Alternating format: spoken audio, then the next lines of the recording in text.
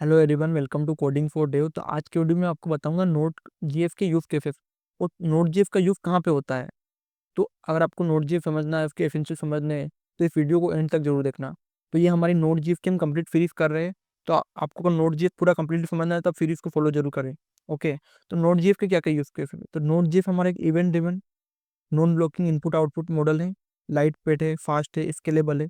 जो काई के लिए काम आता है, real time application, input output heavy operations, इनके लिए हमारा नोट काम आता है। तो इसका पहला है कि रियल टाइम एप्लीकेशन जैसे चैट, गेमिंग, कोलेब्रेशन टूल, जो हमारे वीडियो कॉल्स रहते हैं, हमारे यूट्यूब पे जो अभी आपको जो वीडियो शो हो रहा है, ये पूरा क्या नोट सपोर्ट करता है वेब सॉकेट को, जो बाई डायरेक्शनल कम्युनिकेशन को क्लाइंट और सर्वर को मैनेज कर सकता है। जो हमारे वीडियो कॉल होते हैं वो होते हैं बाई डायरेक्शनल, कि दोनों तरफ से इंटरेक्शन होगा, तो उसको सपोर्ट कर सकता है वेब सॉकेट के यूज करके। जो चैट ऐप्स रहती है, हमारे ऑनलाइन गेम्स रहते हैं, वो भी हमारे सब नोट जीएस की मदद से बन सकते हैं। एग्जाम्पल जैसे फ्लेक है, माइक्रोसॉफ्ट टीम्स है, जो मल्टीप्लेयर गेम है जैसे पबजी है, वो सब एट द एंड मतलब जो हमारा कोड है वो नोट जीएस की मदद से भी बना सकते हैं। नोट जीएस इतना पावरफुल है। और इसमें हम रेस्ट एपीआई बना सकते हैं। जैसे आपकी जितनी भी जो फ्रंट एंड में जितनी भी एपीआई है, उनमें जो डाटा कहीं से फेच होके आता होगा, जो मतलब फुल स्टैक एप्लीकेशन है, उनमें डाटा फेच होके आता है, वो कहाँ से आता है, रेस्ट एपीआई होती है डाटा करने के लिए। तो जितनी भी रेस्ट एपीआई हम नोट जेएस का यूज करके बना सकते हैं जावा स्क्रिप्ट लैंग्वेज से। ओके, जो वेब है, मोबाइल के जितनी भी एपीआई है, वो हम सब बना सकते हैं। ये इजीली हैंडल कर सकती है थाउजेंड्स ऑफ कंकरेंट कनेक्शन। इसका रिस्पॉन्स भी बहुत फाउड, मतलब बिल्कुल बहुत फास्ट है, नॉन ब्लॉकिंग इनपुट आउटपुट देता है। ये जेसन को यूज करता है natively, perfect for API. Okay, जब जो हमारा मोंगोडीबी है, वो काय को सपोर्ट करता है, जेसन को सपोर्ट करता है। तो जेसन को लेके हमारा नोड जेफ डाटा पास करता है। एग्जाम्पल क्या है, जो एपीआई रहती है मोबाइल ऐप्स के लिए, जो बैकएंड की जो सिंगल पेज एप्लीकेशन रहता है, सिंगल पेज एप्लीकेशन होती है ना हमारी, वो भी उसका बैकएंड रहता है। जो माइक्रो सर्विस आर्किटेक्चर है, वो भी हम नोड जेफ की मदद से बनाते हैं। और इसमें जो स्ट्रीमिंग एप्स रहती है हमारी वीडियो ऑडियो डाटा की, नेटफ्लिक्स, यूट्यूब, ये सब हम नोड जीएस का यूज करके बना सकते हैं। ओके, क्योंकि इसमें मीडिया प्रोसेसिंग होती है ना, बफरिंग होती है वीडियो में।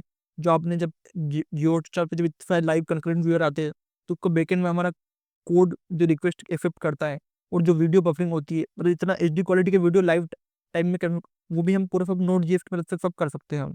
ओके, और नोड जीएस में क्या, हमारी सर्वर साइड रेंडरिंग भी होती है, कि हमारी पूरी वेब एप्लीकेशन सर्वर साइड में रेंडर हो रही है। वो भी हम जावास्क्रिप्ट का यूज करते हैं बहुत फ्रंट एंड और बैकएंड में, उसका यूज करके। जैसे जो हमारा नेक्स्ट जेफ एक फ्रेमवर्क है, जो रिएक्ट के ऊपर बना है, तो उसमें हम क्या सर्वर साइड रेंडरिंग करते हैं। तो जो हमारा कोड है वो रन काम करेगा, सर्वर में रन करेगा। जैसे अधिकतर हम बोलते हैं ना क्लाइंट साइड वेबसाइट, तो उसमें हमारी पूरी वेबसाइट होती है सर्वर साइड, जो पेज को जल्दी लोड करती है और एसईओ के लिए बहुत फास्ट होता है। तो इसके एग्जाम्पल क्या क्या, व्लॉग वेबसाइट थी हमारी, ई कॉमर्स प्लेटफॉर्म रहते हैं, वो हम बना सकते हैं। और इसमें जो डाटा इंटेंसिव काम है, जो रियल टाइम डैशबोर्ड्स रहते हैं, इन वो सारे काम नोट जेएफ की मदद के बना कर सकते हैं। तो अभी भी आपको कुछ भी डाउट हो कि नोट जेएफ क्या कर सकती है, नोट जेएफ बहुत ज़्यादा पावरफुल है। अगर आपने इसको इन डेप्थ में कर लिया, तो आप मतलब जो इंटरनेट पर जो भी आप एक कोडर जो काम कर सकते हैं, आप सारे काम कर सकते हो नोट जेएफ का यूज़ कर सकते हैं, जावास्क्रिप्ट का लैंग्वेज का यूज़ करके। ओके, जो स्टॉक ट्रेडिंग प्लेटफॉर्म होते हैं, आईओटी मॉनिटरिंग होती है, एडमिन पैनल्स होते हैं, आप सब कुछ बना सकते हो। और इसमें जो कमांड लाइन टूल होते हैं, वो भी सपोर्ट करते हैं। जो शेल कमांड रहती है, जो लाइब्रेरीज रहती है याक्स की, कमांडर की, वो सारी इजीली आप यूज कर सकते हो इसमें।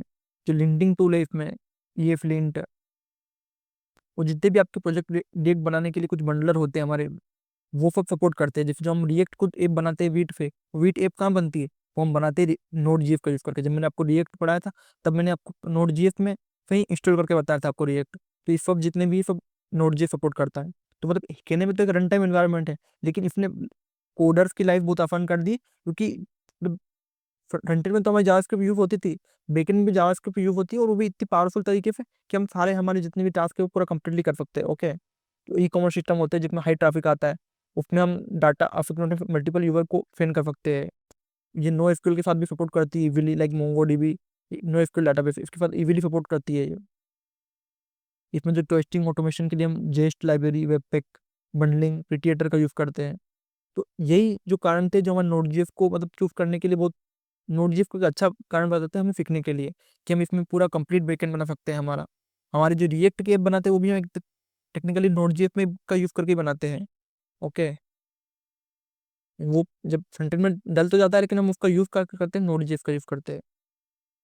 नोड.js का ये फिनेरिफ क्या क्या है, रियल टाइम ऐप्स बनानी, आपको एपीआई माइक्रोसॉफ्ट बनाना, इनपुट हैवी सिस्टम बनाना, सिंगल लैंग्वेज स्टैक बनाना, स्टार्टअप एमवीपी रहता है, फास्ट डेवलपमेंट करना है आपको, तो आप नोट का यूज कर सकते हो। आपको नोट कब अवॉइड करनी चाहिए, जब सीपीयू इंटेंसिव काम हो आपका, ठीक है, कॉम्प्लेक्स मतलब जो बिल्कुल हाई लेवल वाली मतलब सॉफ्टवेयर वाली चीजें बन रही है, उसके लिए फिर हम हमारे तब हम एक स्टेप नीचे जाते हैं, हम फिर 54 जावा में जाते हैं, ओके। लेकिन आपके जो जो आपके स्टार्टअप और मिड लेवल कंपनी में जो काम होते हैं, जो जो आपको इंटरनेट पे दिख रहा है, वो सारा काम आप नोट का यूज करके बना सकते हो।